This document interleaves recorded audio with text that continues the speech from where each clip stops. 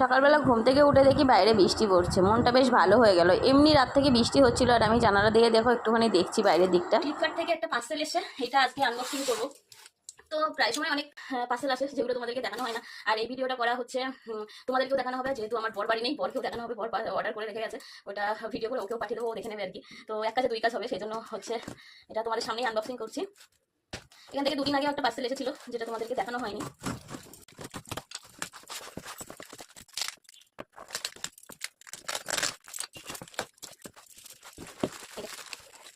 6 piece 1 লিটারের বোতল নেওয়া হয়েছে।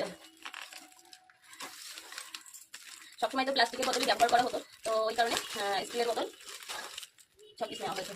এই যে আরেকটা ডিজাইনে ছিল একটু মুখটা লম্বা টাইপের, কিন্তু সেটা আমার পছন্দ ছিল না,